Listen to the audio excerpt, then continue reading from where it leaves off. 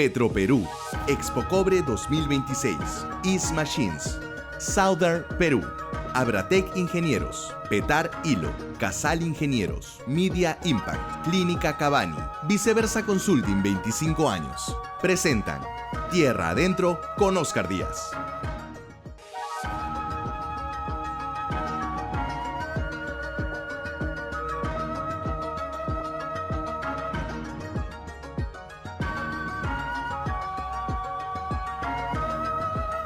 Señoras y señores, muy buenas noches y bienvenidos a una nueva edición de su programa dominical, el primer programa económico empresarial de la televisión peruana a través del primer canal de noticias que es ATV+. Les da la bienvenida a Oscar Díaz, como siempre, a Tierra Adentro para disfrutar junto a nosotros de entrevistas, reportajes, notas de interés que le agregan valor a su vida. De eso se trata. Bueno, estos días obviamente son días de recogimiento, también de reencuentro familiar. El jueves y viernes santo pasado, pues nada, toda la liturgia sigue, obviamente, esta conmemoración del sacrificio de Jesús de Nazaret. Esperamos sinceramente que hayan servido estos días para unir más a la familia, unir más a los amigos, que de eso se trata. Estas fechas hay que aprovecharlas para eso. Yo sé que muchos salen, pasean, disfrutan, pero también es momento de recogimiento y de reflexión. Y esperamos también que lo sea para el propio gobierno, que está en medio de tantos problemas que día a día estamos abordando en los diferentes medios de comunicación. Dicho esto, hoy vamos a conversar y seguir conversando sobre lo que está pasando con Donald Trump, con la guerra comercial y arancelaria que se ha desatado desde los Estados Unidos con el gobierno de Donald Trump, la respuesta de China, el impacto sobre nuestra economía nacional. Hay dos grupos de gente que hablan, unos que creen que nos va a impactar poco, otros que sí se viene la ola grande y hay que estar prevenidos, pero de todo eso hablamos hoy en el programa, por supuesto. Así que vamos a empezar recomendándoles, como siempre, ingresar a nuestro canal de YouTube Tierra Adentro Perú, porque usted recuerde, amigos de Tierra Adentro, que puede ver el programa en vivo y en directo a las 7 o a las 9 de la noche a través de ATV+, pero también puede ver los 151 programas que contamos hoy simplemente ingresando gratuitamente a nuestro canal de YouTube Tierra Adentro Perú. Allí se encuentran los programas completos, pero también por segmentos para que ustedes los vean con facilidad. Les recomendamos marcar la campanilla para que todos los nuevos productos audiovisuales, las nuevas notas informativas que produzca el grupo de Tierra Adentro que trabaja el programa, pues llegue a ustedes muy rápidamente. Dicho esto, vamos a tener nuestra primera entrevista. La entrevista de portada de hoy llega gracias a Expo Cobre 2026, que es sin duda el evento minero más importante del próximo año. En la era del cobre, planifica tu presencia en Expo Cobre 2026, que preside el director general de operaciones de Southern Perú, Jorge Mesa. Pregunta por la preventa de Expo Cobre 2026. Organizan Internet Perú y Viceversa Consulting. Entrevista de portada.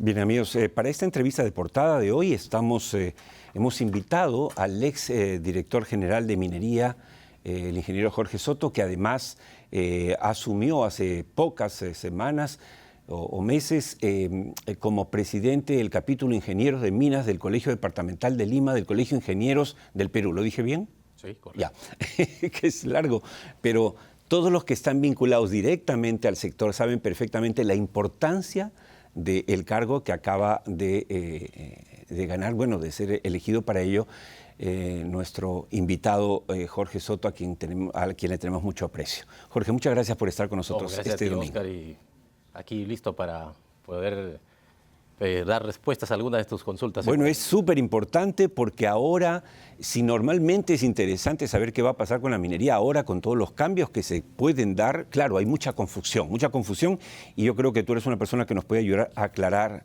estas confusiones. Para empezar, Jorge, en la semana pasada conversamos aquí con el viceministro de Minas, Henry Luna, y Henry Luna, bueno, nos trajo varias láminas, digamos, para explicar cómo está el sector, cómo se proyecta. Y una de estas láminas, no sé si la tenemos, señor director, habla de los proyectos priorizados 2025-2026, ¿no? Ahí están. Póngalos por favor a toda pantalla. Muy bien. Jorge, tú conoces muy bien estos proyectos porque has sido más de un año director general de minería. La pregunta es, el viceministro obviamente fue muy optimista, como tiene que serlo, pero ¿es viable, o sea, es factible que toda esta cartera de proyectos priorizados vea la luz en estos tiempos, 25-26, en plena época electoral?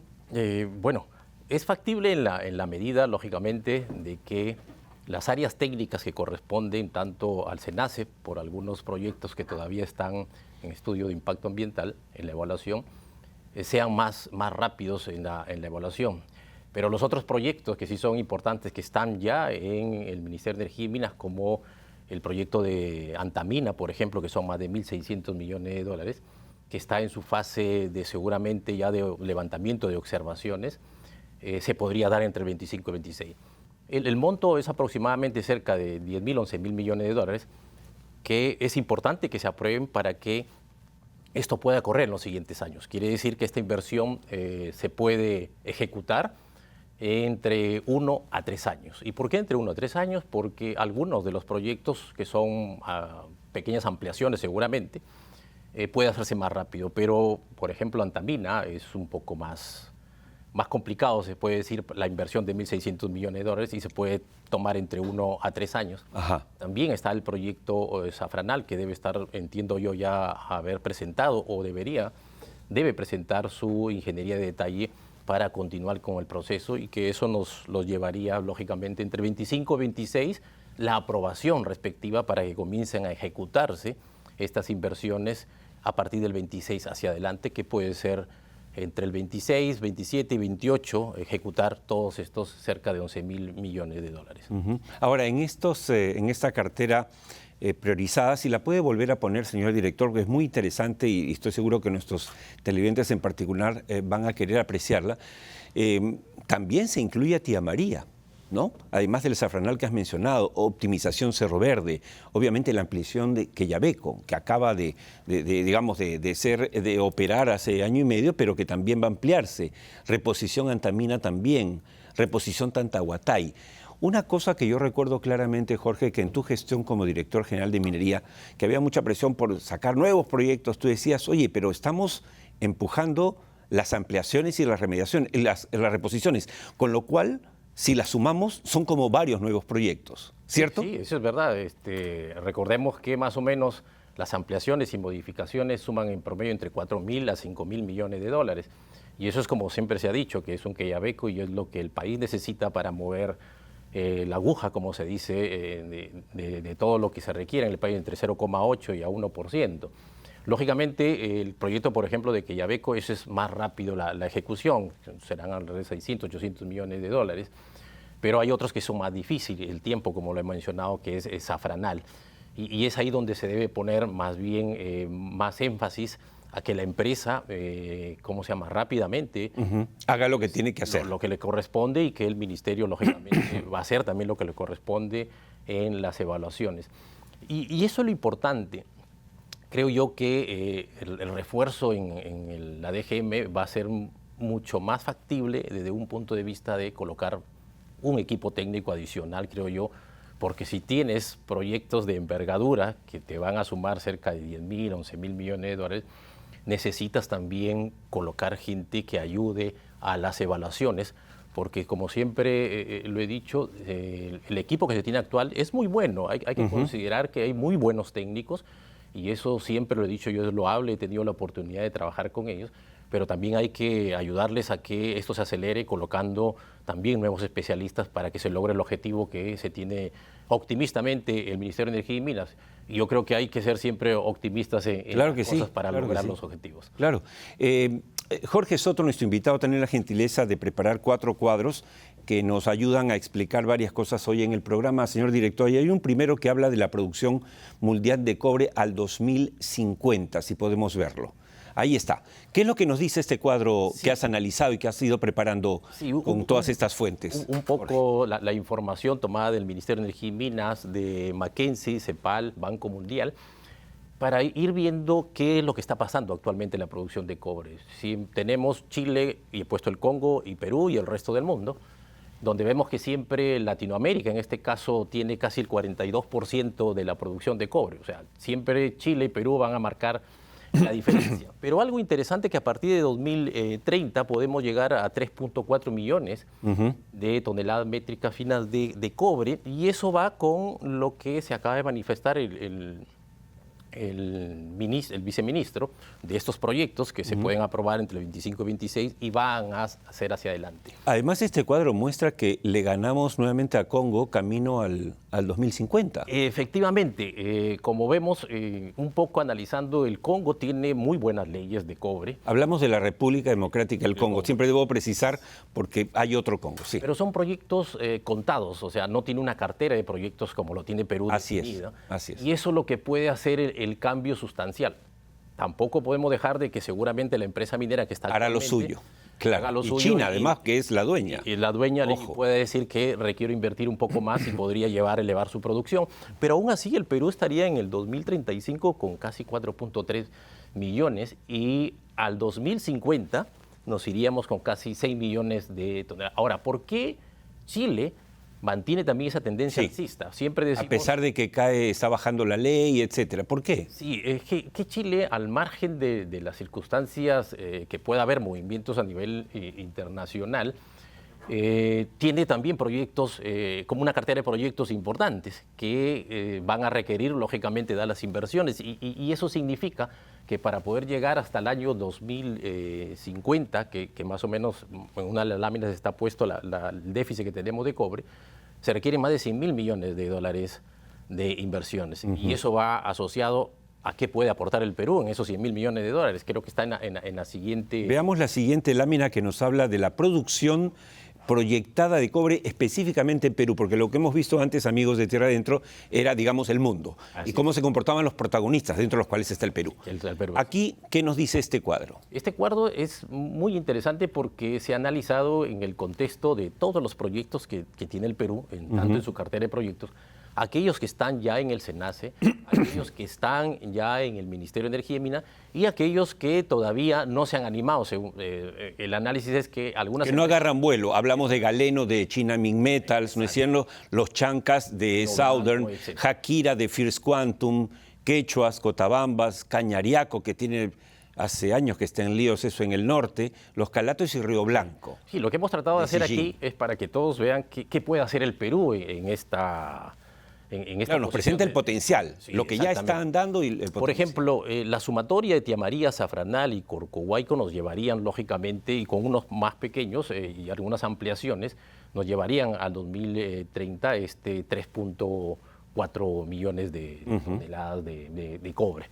Pero si nosotros vemos al 2035, ¿no es cierto?, que sí se podría dar siempre y cuando Michiquillay, La Granja y Las Bambas, su fase 3, lógicamente, se pongan en acción, como se dice, y nos aporten 180.000 toneladas más de cobre, y eso lo puede hacer Las Bambas porque recordemos que tiene 3 tajos muy importantes, y yo creo que en su inicio de su proyecto, Las Bambas estimaba una producción de casi 500.000 toneladas, ahorita está en 320 aproximadamente, puede llegar un poco más, y eso nos daría que el Perú pueda pasar hasta 4.3 millones de toneladas de cobre. Como digo, siempre y cuando también este proyecto importante que debería dársele más empuje es Michiquillay y La Granja, que no parece que fuera difícil, porque estos proyectos verdaderamente, las nuevas Michiquillay está en manos de Southern Perú, hay que precisar, y La Granja, que es Río Tinto, estaría pasando a manos de First Quantum. Exactamente, entonces recordemos que First Quantum, con el problema que tuvo en Panamá, puede adelantar...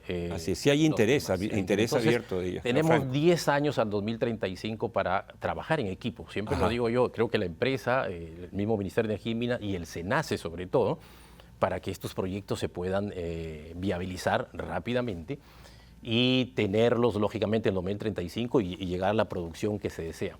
Y, lógicamente, tenemos el resto de los proyectos, que está Río Blanco, tantos proyectos que tiene la cartera de Perú, que son cerca de 84, por más de 60.000 millones de dólares, 54, 60, por más de 60.000 millones. Sí, ya llegó a 62.000, según los anuncios del ministro Montero en el PDAC. Y es ahí donde se debe dar también el impulso, porque no podemos dejar tampoco a la empresa tiene ya sus datos, su información, ha hecho buenos estudios y seguramente se requiere algo también de empuje, animarlos un poco más a la inversión. La coyuntura a nivel internacional permite que los proyectos de cobre se puedan viabilizar en el menor tiempo posible. Claro. ¿Y por qué debe aprovechar Perú?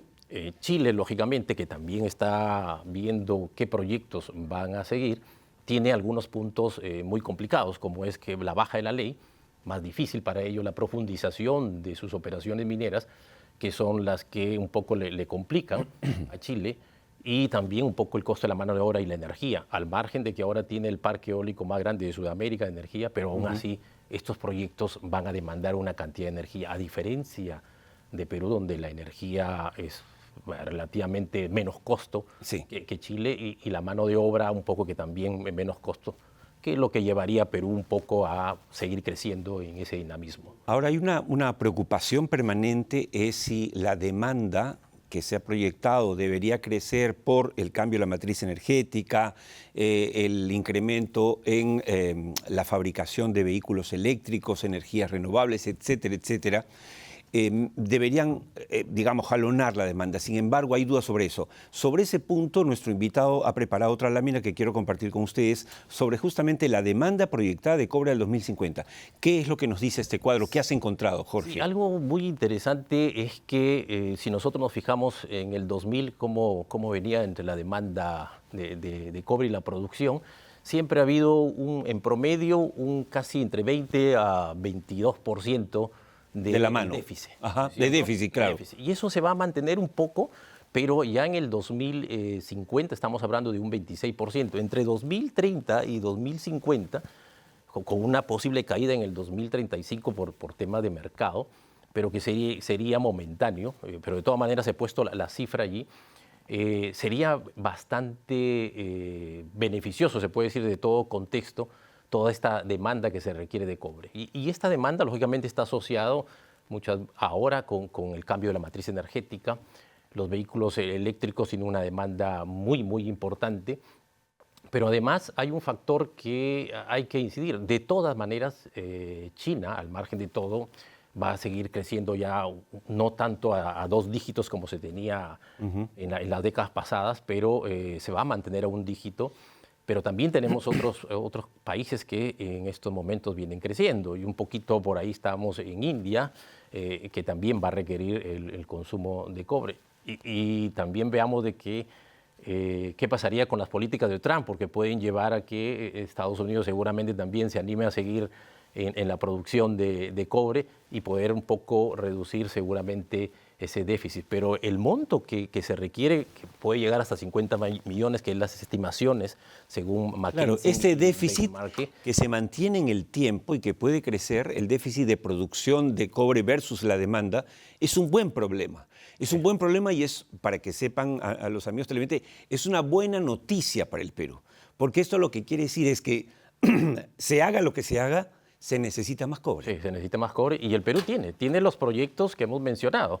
O sea, y es oportunidad de poder inmediatamente, como se dice aquí en nuestro Perú, hay que ponernos las pilas.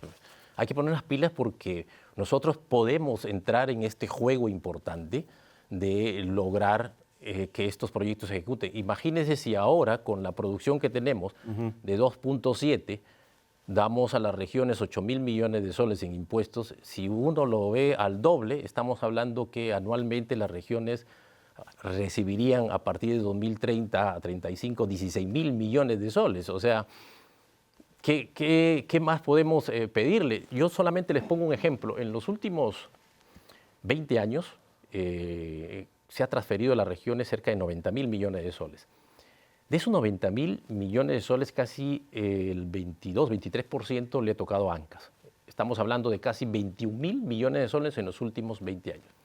¿Qué significa 21.000 millones de soles para todos los peruanos? Es que ANCAS, lo que tiene de dinero de esos 21.000 millones que seguramente habrá gastado, significa el presupuesto de educación del año 2025 en el Perú. Imagínense usted, o sea, ANCAS podría, con todos los ingresos que tiene, ver toda la educación del Perú. Y por eso digo yo que en los siguientes años el obtener 16.000 millones de soles, podríamos mejorar en torno a una buena educación en el país, que es lo que se requiere. Claro, solo sumando el tema de gestión, que siempre es una preocupación.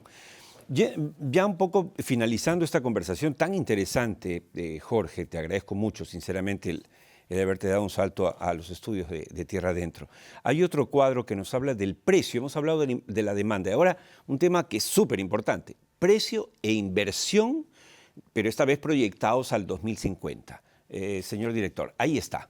Y esto nos habla de un crecimiento, digamos, bastante importante. Sí, lógicamente, la demanda estaba con un 26%, ¿no es cierto? El precio del cobre de 2000, que pasó de 1.813 dólares la tonelada, imagínense, estamos hablando que al 2050 podría llegar a 35.000. La diferencia entre 2035 hacia arriba tiene un punto de quiebre, y eso es lógicamente referido a la propia matriz energética, que se podría dar con mayor presión en el mundo, pero sobre todo es las políticas que puedan haber dentro de los gobiernos sucesivos que pueda tener Estados Unidos, y sumado lógicamente a seguir creciendo dentro de ello China. El precio podría ser abismal, aunque parezca mentira, pero si ahorita estamos en el 2025, hemos tenido picos de 10.000, 11.000, hemos sacado un promedio que puede llegar a 8.900, podría ser también hasta 9.000 con las políticas de Trump. Entonces, esto nos dice que las tendencias del precio del cobre al 2035 ya podría estar bordeando cerca de los 15.000 dólares la tonelada. Y además, las inversiones que podríamos tener nos hacen ver que podríamos llegar casi a los 19.000 millones de dólares que se requiere, tomando en cuenta que dentro de la cartera de proyectos que tiene el Perú, hay cerca de 31 proyectos de cobre que suman cerca de 40.000 millones de dólares. Y eso es lo que son los montos que se deberían ir dando, lógicamente, en el transcurso de este tiempo, pero estamos hablando de un máximo de unos 15 años a 20 años, obvio, que por lo menos el Perú debería dar. Tres gobiernos para tres gobiernos, exactamente. Con 3 gobiernos, que esperemos que los gobiernos sean más proactivos en términos de minería, que es lo que nos da, podríamos nosotros efectivamente lograr los objetivos que acaba de terminar el viceministro, pero sobre todo los objetivos que queremos como país, ¿no es cierto?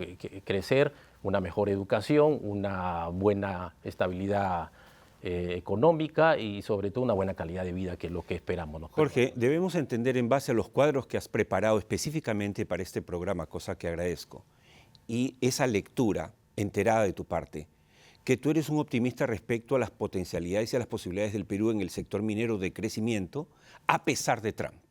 O sea, Trump es un accidente, pero ese accidente no va a frenar el crecimiento de la demanda mundial de minerales. No, lógicamente no lo va a frenar, eso va a seguir. Entiendo yo, de los aranceles es un 10%, podrá ser fuerte, no podrá ser fuerte en el Perú, pero eso ya es una política que se puede establecer de gobierno a gobierno.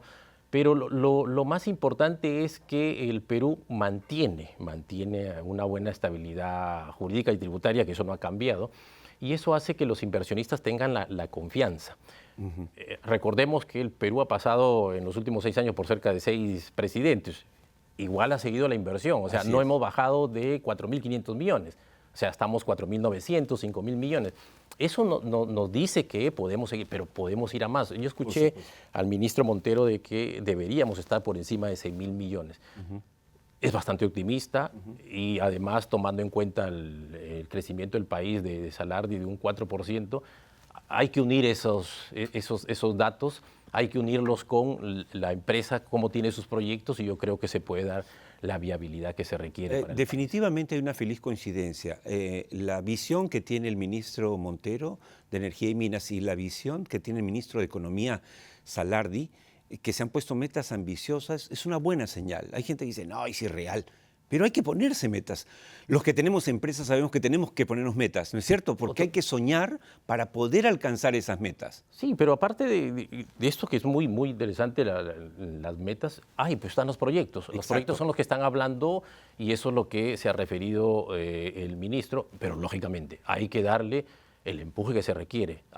Tiene que intervenir muy bien SENACE, Ministerio de Cultura, la Autoridad Nacional del Agua, el propio Ministerio de Energía y Minas, para que en conjunto y la empresa, lógicamente, se viabilicen los proyectos. Eso es lo único que falta, es unir 5 de las entidades más importantes del país que harían que estos proyectos se puedan cumplir dentro de los años establecidos. Vamos por buen camino, yo siempre lo he dicho, vamos por buen camino. Las bases han estado haciéndose muchos años atrás. 2023-2024 fueron las bases más fuertes en la Dirección General de Minería y eso está dando el soporte que se requiere para los siguientes años. De acuerdo. Amigos, ha sido Jorge Soto, exdirector general de Minería y presidente del capítulo de Minas del Colegio Departamental de Lima, del Colegio de Ingenieros del Perú, que nos ha dado luces con cuadros, además, hechos específicamente para esta presentación, de lo que se viene, del escenario actual, pero sobre todo de lo que se proyecta en la demanda, en el precio, en las inversiones, en este escenario que se presenta tan positivo para el Perú. La única pena que uno tiene al escuchar a Jorge Soto es decir, ¿y por qué los políticos no hablan de esto? No hay un solo precandidato, protocandidato que los mostramos el domingo pasado, de estos 43 partidos, que hable de esto. ¿Sabrán algo de esto? Bueno, si no saben, miren el programa, por favor. Es todos los domingos a las 7 y a las 9 de la noche, pero también pueden verlo a través de nuestro canal de YouTube, Tierra Adentro Perú. Muchas gracias, Jorge. Gracias a ti, Oscar. Hasta cualquier momento. Nos vamos inmediatamente a la pausa y regresamos con mucho más en esta edición de Tierra Adentro.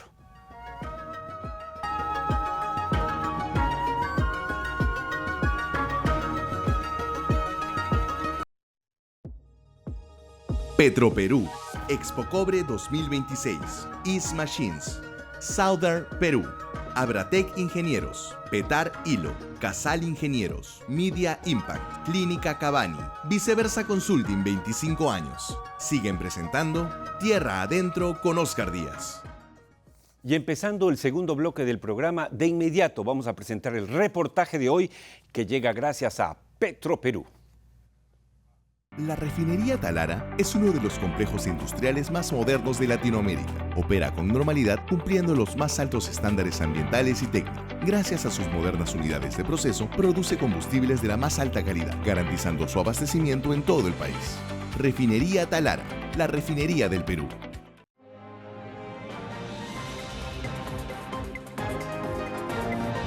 El reportaje. Amigos, en el corazón de Huánuco se levanta imponente la central hidroeléctrica Chacya de Empresa de Generación Huallaga. Tierra Adentro y su equipo se trasladaron hasta allá. Visitaron estas instalaciones para conocer cómo funciona la tercera hidroeléctrica más grande del Perú. Véanlo conmigo. Conceptos como ecoamigable o ambientalmente responsable pueden parecer etéreos si no los vemos plasmados en hechos concretos. Por eso, las cámaras de Tierra Adentro, con su conductor Oscar Díaz incluido, viajaron en esta oportunidad hasta el corazón de la selva de la región Huánuco, para ser testigos de cómo la central hidroeléctrica Chacya, la tercera más grande del Perú, es capaz de generar energía, pero manteniendo una convivencia armoniosa con la naturaleza. Como pueden apreciar, Chacya está mimetizada con la naturaleza, ¿no? Es una central privilegiada por el espacio donde se ha desarrollado, ¿no? Eso supone un compromiso mayor por parte de la empresa en cuidar este entorno donde está nuestra operación.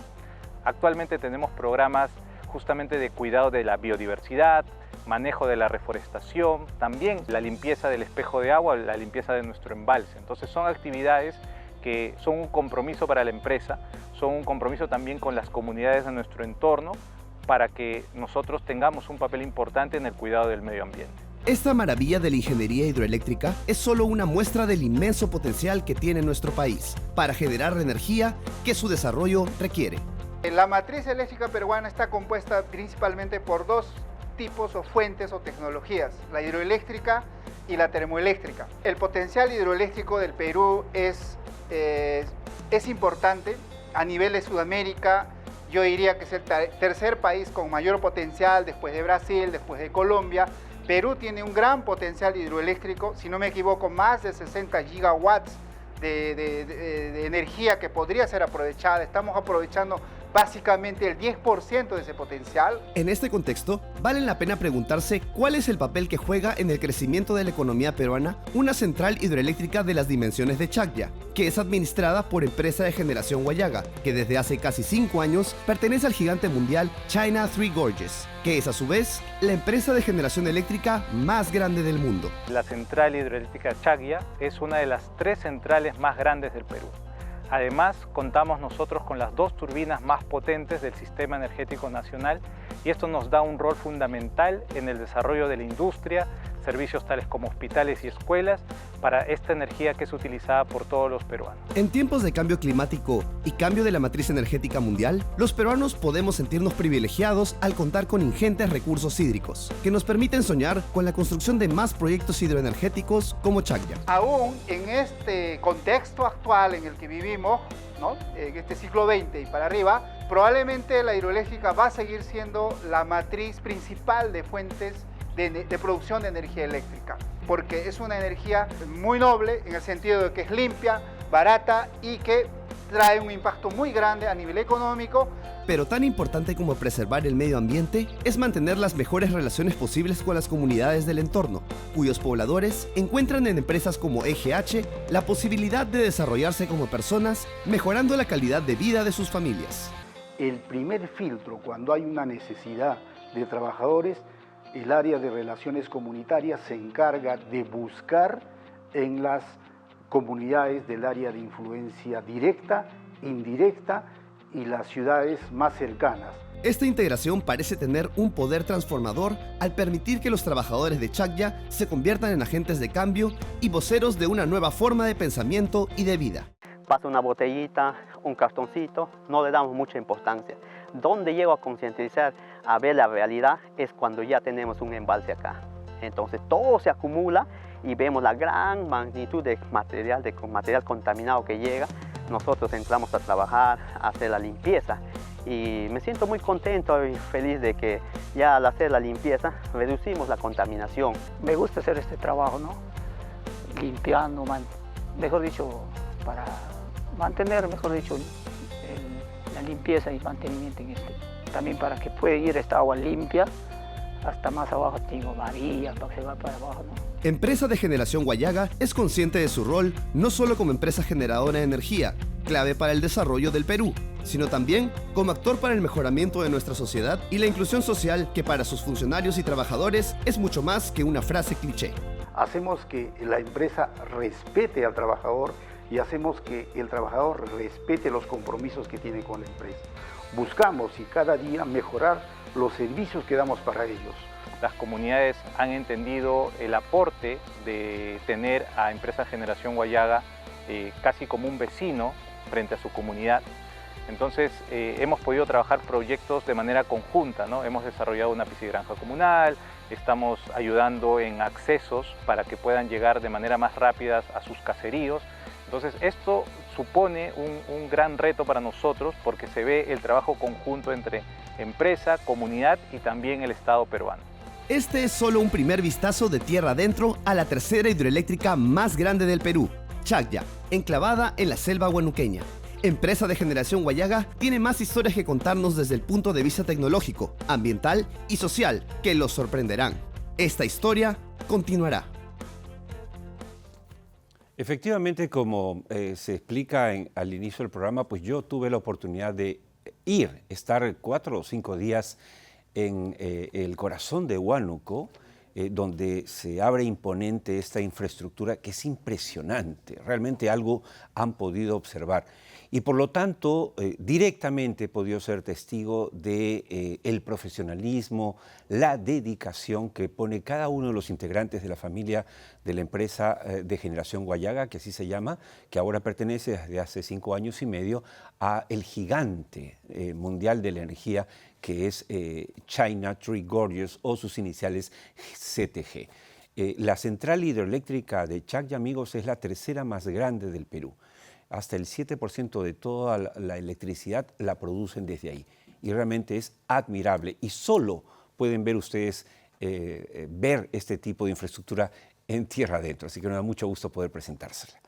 Nos vamos de inmediato al segundo y último corte del programa y regresamos con mucho que tiene que ver con lo que se viene, los escenarios que se vienen. Vamos a conversar desde Wall Street con José González.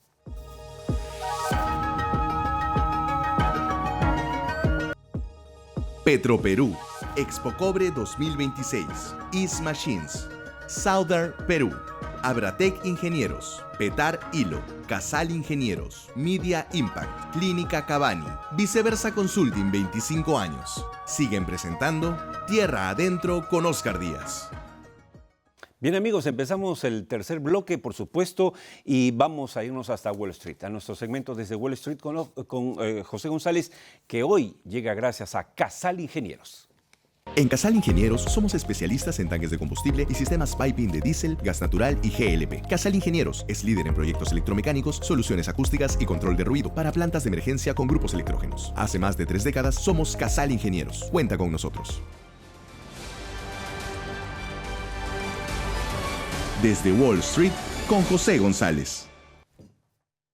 Bueno, efectivamente, estamos en nuestro segmento desde Wall Street con José González, quien ya, si no es en estos días, se despide de Perú, regresa a los Estados Unidos, donde reside, pero vamos, ya lo hemos convencido de que hay muchas razones para retornar al Perú y, por supuesto, también buenos negocios, como debe ser.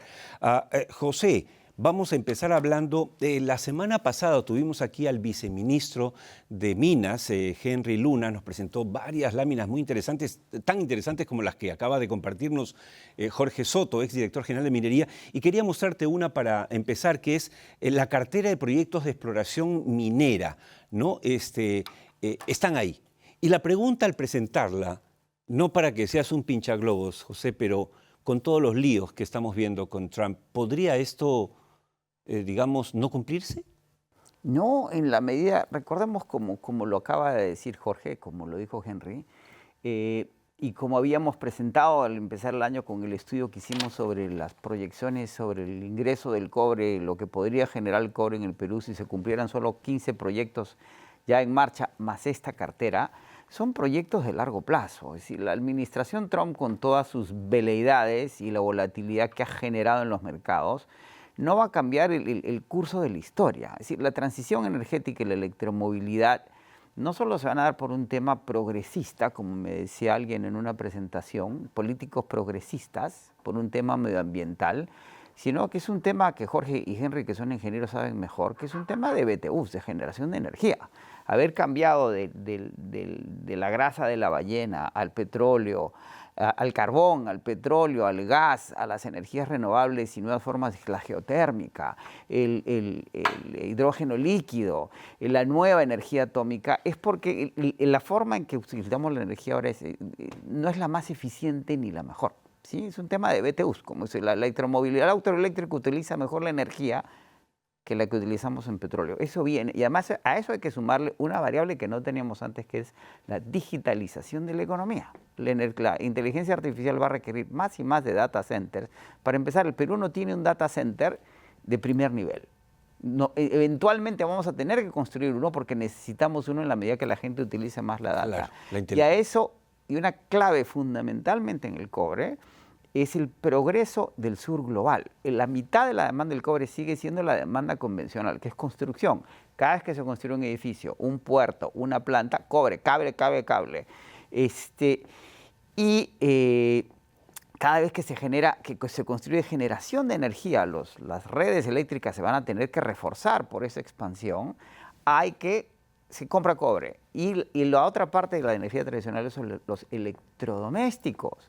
Cuando se construye un edificio se llena de electrodomésticos, refrigeradoras, lavadoras. Es decir, esa demanda va a seguir y eso va a generar que ambas proyecciones, las de Jorge en términos de los mercados hacia el 2050 y las de Henry, que estos proyectos peruanos, también como lo ha dicho Jorge, en términos vis a vis Chile y la República del Congo, sigan siendo muy atractivos. Las compañías mineras van a invertir porque hay retorno.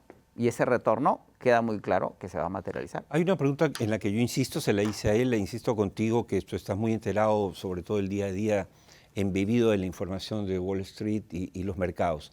Y llega Donald Trump y, por ejemplo, el plan de Biden de llenar de vamos, ¿cómo se llama? Los surtidores, los cargadores de los autos eléctricos. Entonces tiene que hacer una red, así como hay autoservicios amigos como los que llamamos grifos en todo el país. En todos los países que quieran pasar a la electromovilidad, pues no lo vas a enchufar en tu casa, ¿no? Junto al foco, a la rasuradora. No. Tiene que haber lugares para cargar. Ya, eso es una red. Una red. La vez pasada hablaba con el presidente de AEDIBE, justamente de electromovilidad en el Perú, a Alfonso Rojas, sobre eso. Y llega Trump y dice, no, eso no lo vamos a hacer.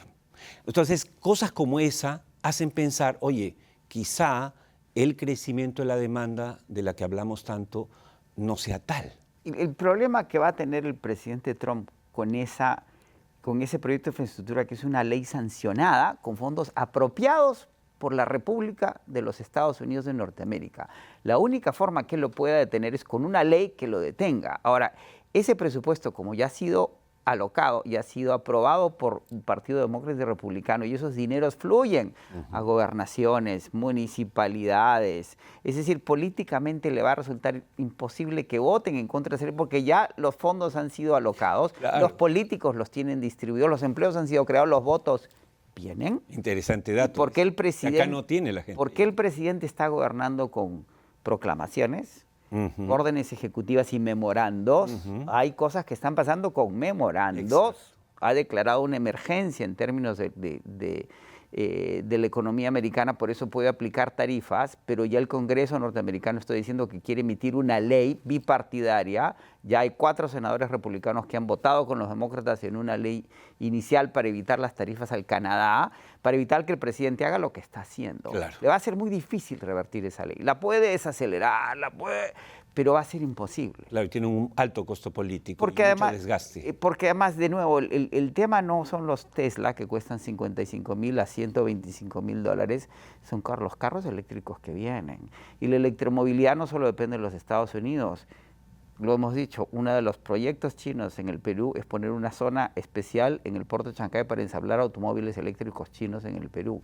Los automóviles eléctricos chinos no cuestan $50,000, cuestan de $5,000 a $8,000.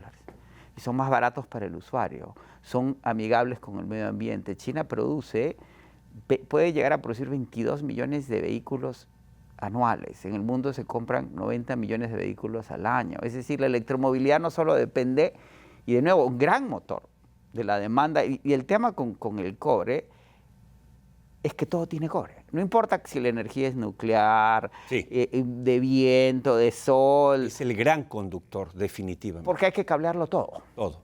Si la demanda de cobre está más o menos asegurada. Como tú siempre dices, el 1% depende de Dios. Puede que no suceda, pero el 99% como que va a suceder. El otro día conversábamos, José, yo quisiera que lo compartas con los televidentes del programa, ese dato, ¿no? Ahora que hablamos de lo que pasa entre China y Estados Unidos. Me decías que después de diseñar, por ejemplo, un teléfono como un iPhone, se puede diseñar en Estados Unidos, pero después se tiene que pasar a ingenieros especializados para ya, digamos, realmente construirlo.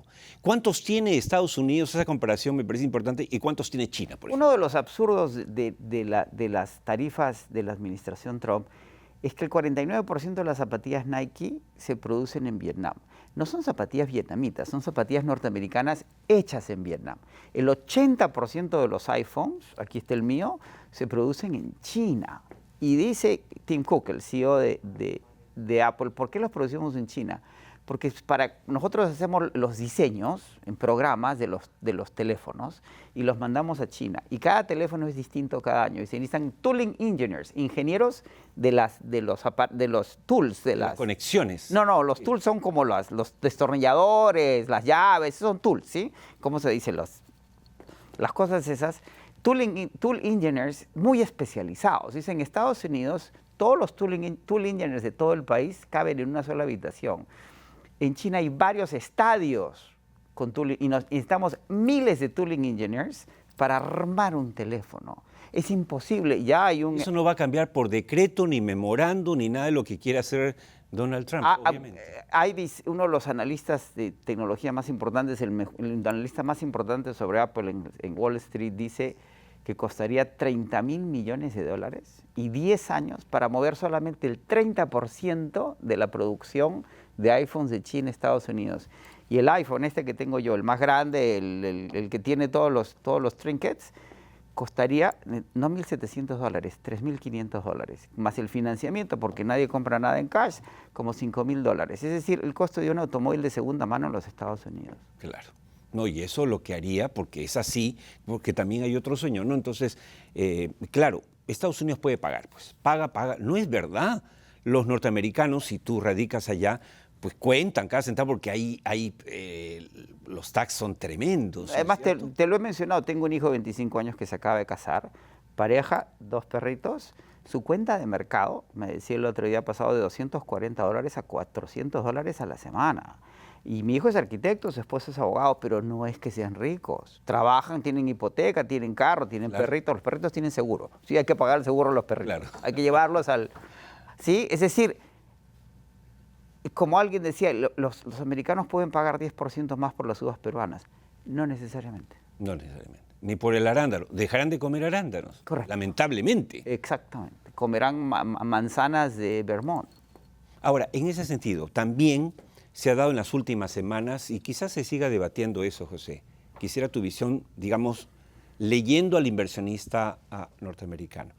Y es que Perú no va a ser muy afectado. Hay un grupo que dice no va a ser porque es el 10%.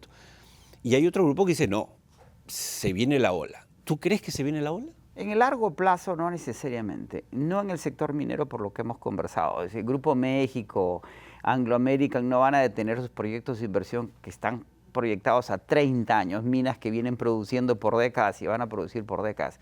El problema es el sector agroindustrial. La minería es intensiva en el uso de capital y no en la mano de obra. La agroindustria es intensiva en la mano de obra y lo que se siembra, yo estoy sembrando,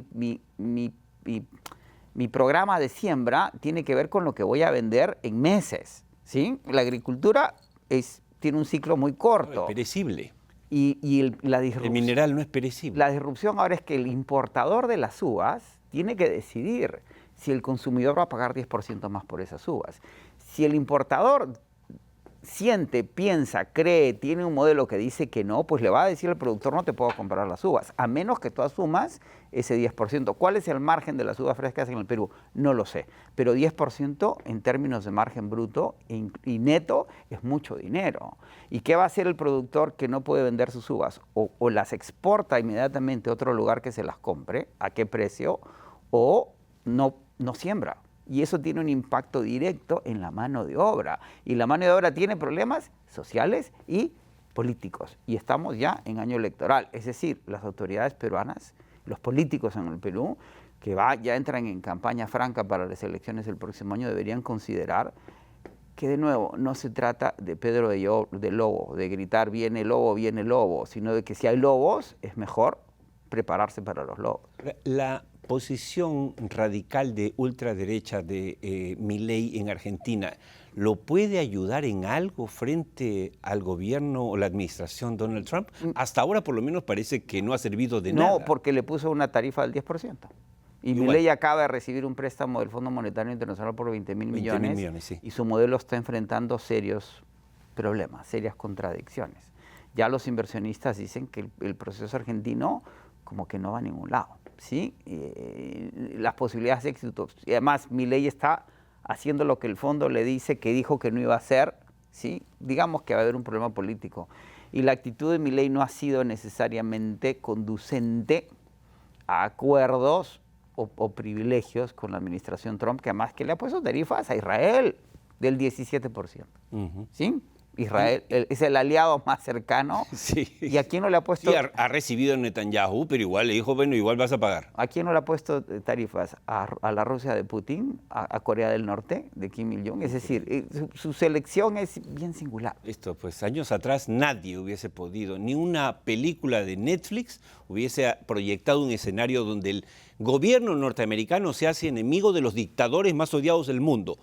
De Rusia y de Corea del Norte. Y se hace adversario de sus aliados históricos, los que los van a apoyar contra los otros. Toda la Unión Europea. Y China no va a retroceder, porque el problema chino no es un tema comercial, es un tema de geopolítica, es un tema de hegemonía.